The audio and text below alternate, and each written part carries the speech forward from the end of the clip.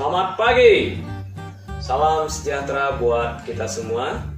Bapak Ibu peserta diklat yang berbahagia, pada kesempatan ini kami akan menyampaikan materi tentang model project-based learning. Seperti yang Bapak Ibu pahami bahwa model project-based learning ini adalah sebuah model yang mempersyaratkan siswa untuk melakukan sebuah penyelidikan terhadap permasalahan yang diberikan oleh guru, sehingga pada akhirnya mereka bisa mengkonstruksi pemahamannya secara lebih utuh dari pengalaman-pengalaman yang diberikan. Intinya mereka dihadapkan pada sebuah proyek yang harus diselesaikan dalam kurun waktu yang sudah ditetapkan oleh guru. Baik, sebelum lebih lanjut kita berbicara tentang model project-based learning, mari bersama-sama kita simak apa yang menjadi kompetensi dasar dari mata diklat ini. Adapun kompetensi dasar dari mata diklat ini yaitu setelah mengikuti mata diklat ini, kita mengharapkan Bapak Ibu bisa menerapkan model project-based learning ke dalam kegiatan pembelajaran. Kemudian kita lanjut ke indikator keberhasilan. Adapun indikator keberhasilan dari mata diklat ini yaitu yang pertama, kita mengharapkan Bapak Ibu bisa menjelaskan pengertian model project-based learning.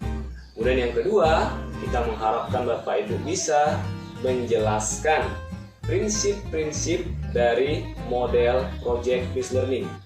Kemudian yang ketiga, kita mengharapkan Bapak Ibu bisa menjelaskan langkah-langkah dari model project-based learning. Dan yang tidak kalah penting yang keempat itu adalah Bapak Ibu pada akhirnya bisa menerapkan sintak-sintak model project-based learning ini ke dalam kegiatan pembelajaran. Baiklah, kita awali dari yang pertama yaitu pengertian dari model project-based learning. Grant tahun 2002 menyatakan bahwa model project-based learning ini adalah sebuah model pembelajaran yang berpusat pada siswa untuk melakukan suatu investigasi yang mendalam terkait suatu topik. Model project-based learning ini menitik beratkan pada aktivitas siswa dalam memahami sesuatu.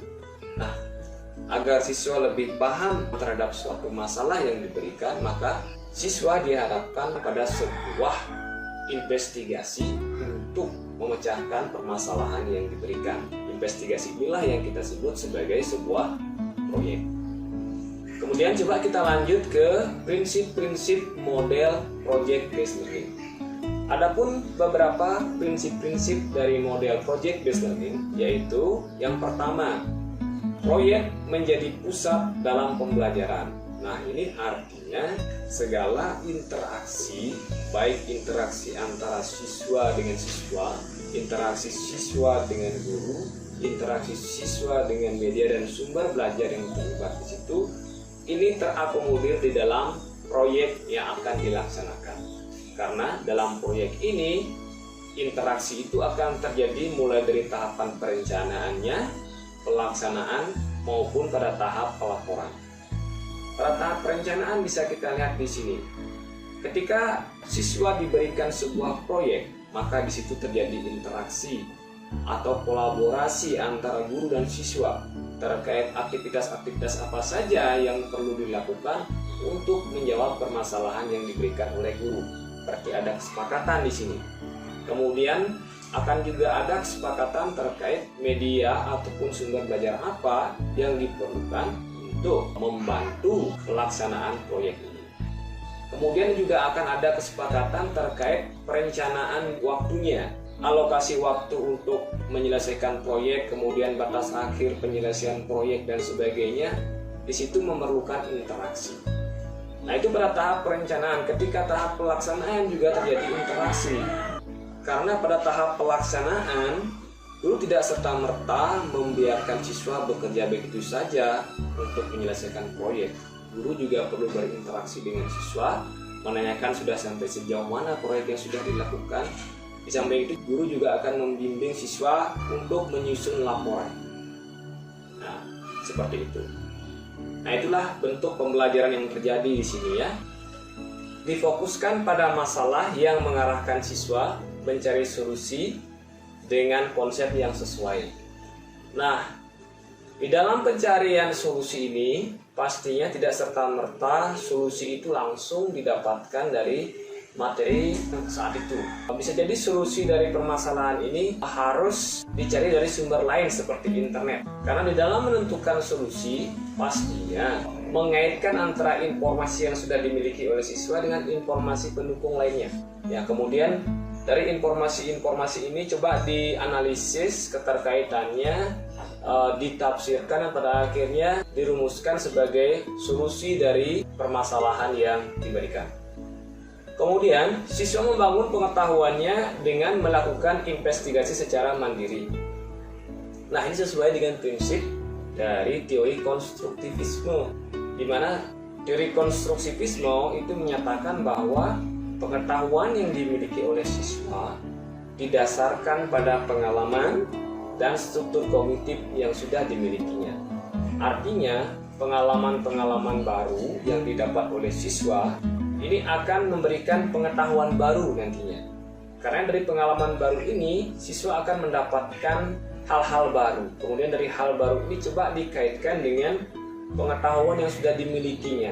Dicari keterkaitannya. Sehingga pada akhirnya siswa akan mendapatkan pengetahuan yang baru.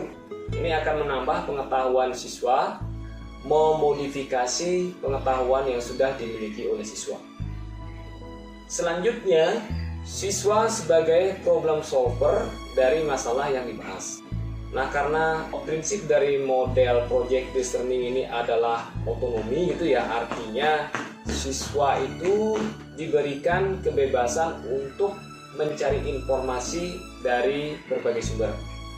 Nah, karena siswa sudah terlibat dari tahap perencanaannya ya, kemudian pada saat pelaksanaannya juga siswa sudah mengikuti semua proses yang harus dilalui, sehingga pada akhirnya siswa diharapkan bisa memecahkan permasalahan yang dihadapinya.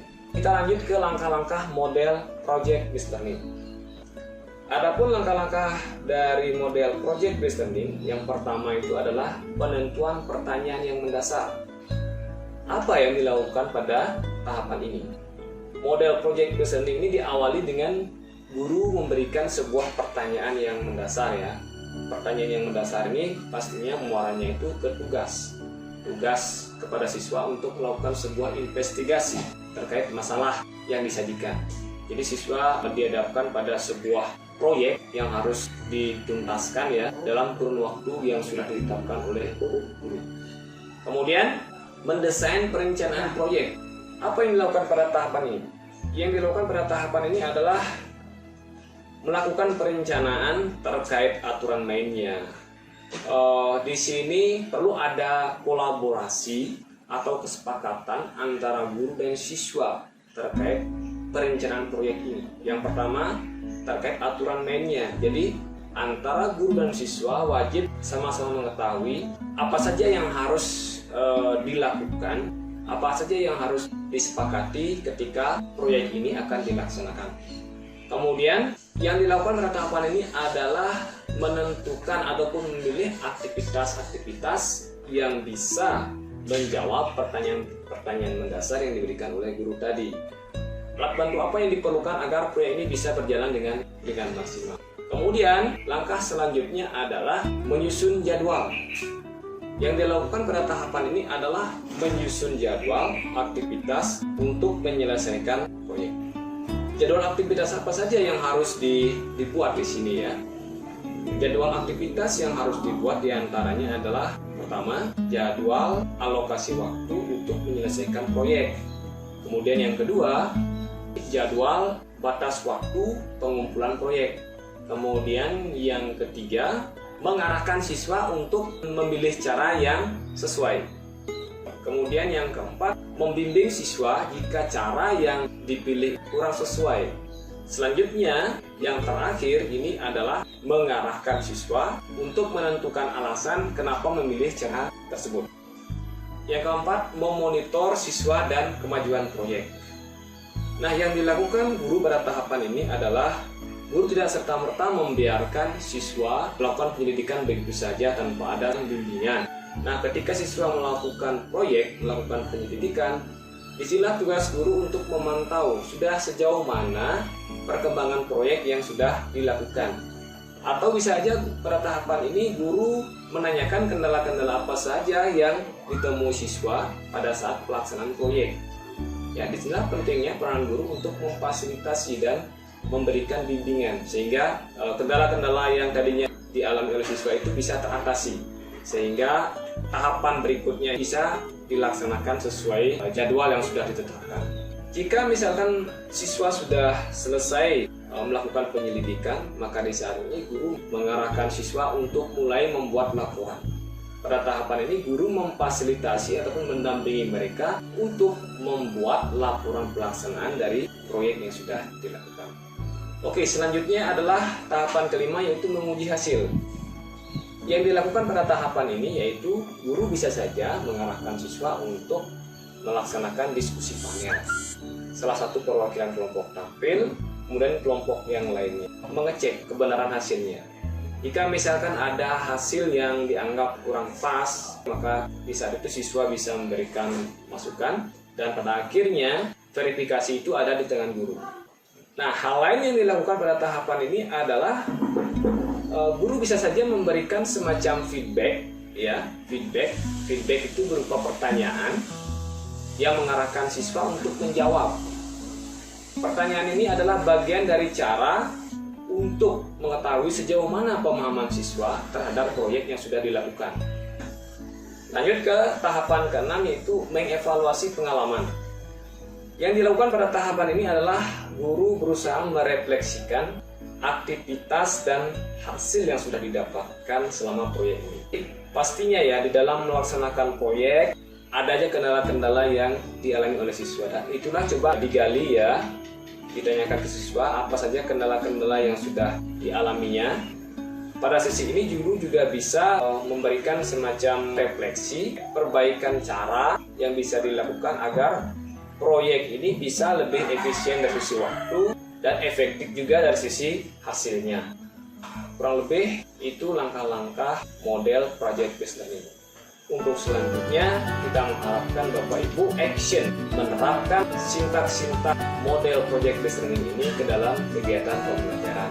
Dan tentunya kita berharap Bapak Ibu memilih materi yang sesuai nantinya untuk diterapkan dengan model ini. Untuk semangat Bapak Ibu, selamat pagi.